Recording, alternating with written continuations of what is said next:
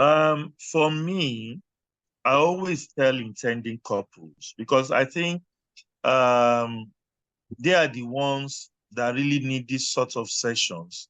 I do also know that even the married couples, we find, some useful tips here. But I always tell intending couples, first and foremost, marry your friend. Marry your friend. You see, you must be married to someone that you are super comfortable with.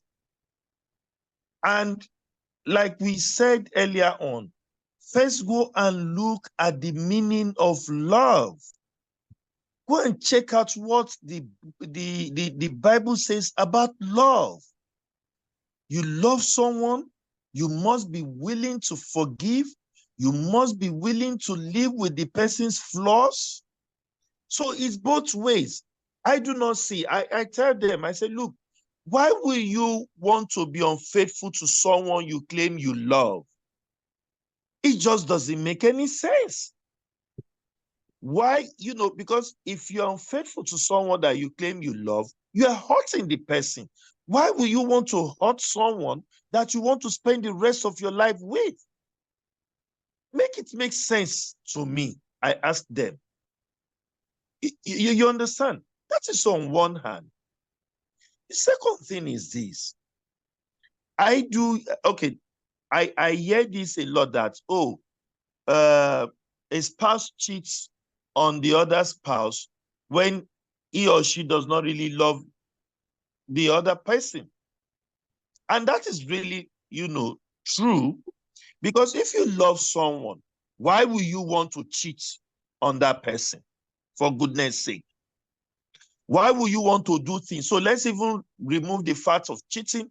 Why will you want to do things that will hurt the other person? So you have a man and a woman. Okay?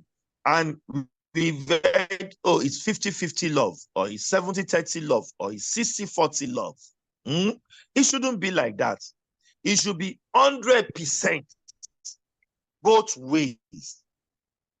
Okay? It doesn't make sense. Just like Father Oscar said in his homily today, if you know that you are a single person and you say, I cannot submit to my husband. And as a man, I cannot respect my wife. Then you know what? You have no business in marriage.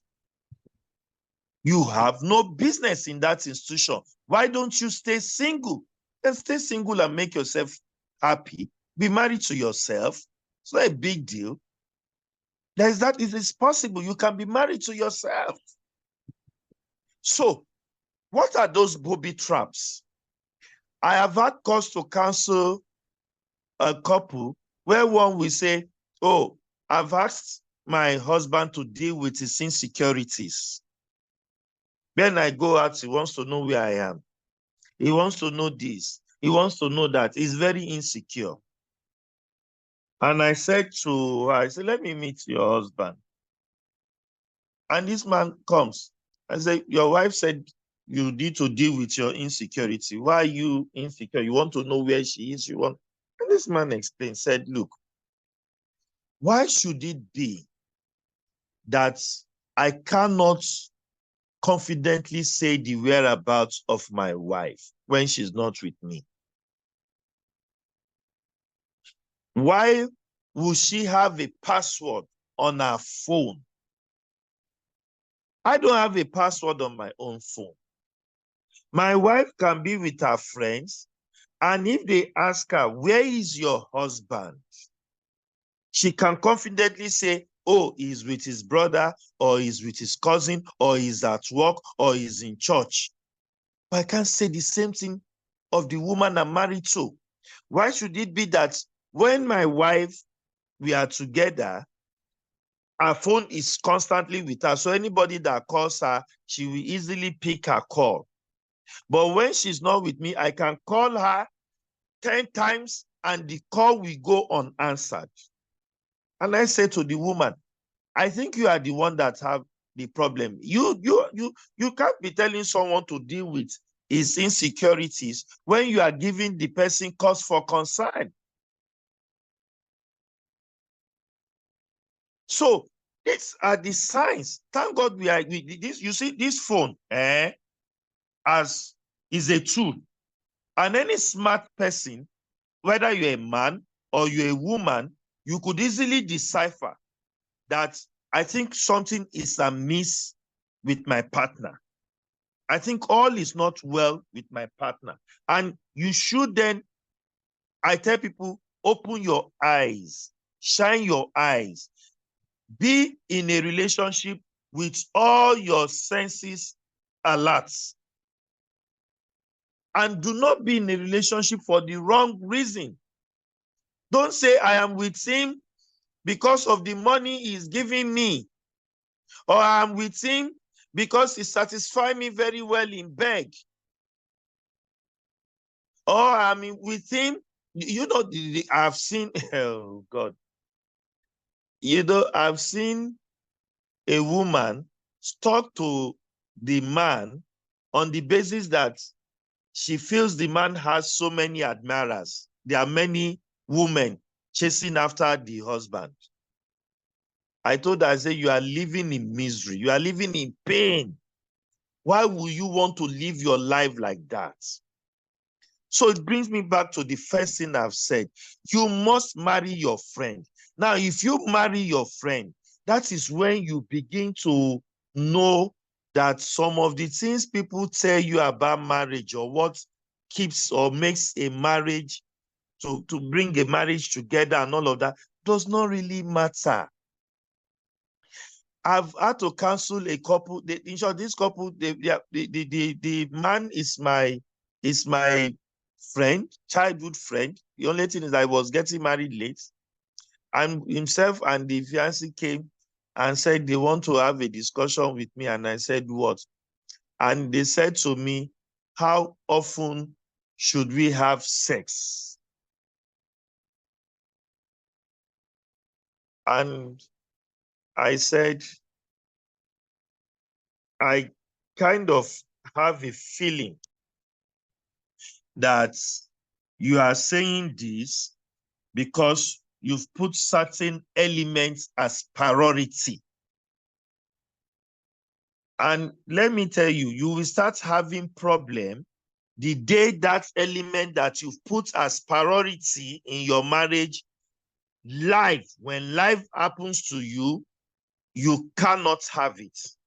You will start having problems. So I say, I give an example of myself. When it comes to sex, you will say, oh, we want to have this sex as often as our heart desires. But be prepared that a time will come in the course of your marriage that there will be a decline. It is nature. You can't tell me that you love to drink Coke, and from day 5 that they put a bottle of Coke in your mouth, you want to be drinking that Coke up to the age of 80. It's, we drink Coke. If I don't see Coke, I will die. That has come to an addiction, and you will surely die if you are not careful anyway, because it will kill you. So I said to them, I said, look, you have to be each other's friend. And when you are each other's friend, a time will come, if the other person is not asking for sex, you won't feel bad. You understand? You won't feel bad. If the other person is not cooking for you, you won't feel bad. You enter the kitchen as the man and you cook. If your wife says, oh, I'm tired, I can't cook for you, oh, you know, because of that love you have for her, you go into the kitchen and you cook, and you cook for yourself and you cook for your wife as well. It's not a big deal. I hear people will say, I cannot wash my wife's clothes. Well, I don't wash my wife's clothes. I've never washed my wife's clothes. But if the need arises, I will gladly do it, because I know she does it for me all the time without complaining. So why won't I reciprocate? It doesn't make me less of a man.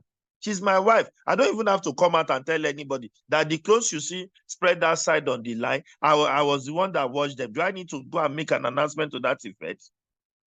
So couples must go into this relationship with all their senses alert. And I think, moderator, I will really want you to read at some point that definition of love in the Bible. For some of our participants to see what we are really, the context in which we are talking about. To, love is this, love is that, love is this. They need to be reminded. Yes. Okay. When myself and my wife got married 8 years ago, I sat her down and I said to her, I said, look, I was well brought up by my mother. And this is the sort of person she was. My mother have no time for malice, to begrudge in her life. She will say it as it is. If it hurts you, she wants you to talk about it. And once she's done, you come to her and ask her for a high. She will be willing to give it to you. So I said to my wife, we will have misunderstanding in our marriage, but I believe we should not go to bed without resolving that misunderstanding. I do not believe that I will be under the same roof with someone that I will not be talking to. So I asked her, are you that sort of person that if you feel offended, you don't want to talk about it, the only way you can take it out on me is to keep malice with me? 2 days, 3 days. That type of person, let us go our separate ways now, because I will not stand for it. And she said, oh, I like the fact that you brought this up. I like the fact that you open up, and I will make sure that does not happen. And to God be the glory, that doesn't happen in our marriage. And so I tell other people, don't go to bed without resolving the issue. No matter how hard it is, talk about it. And at the end of the day, make yourself happy that you've resolved the conflict. It cannot come to a point where it is irreconcilable. Who did you marry? Did you marry a stranger? So let me stop, at that. Yes. Thank you so much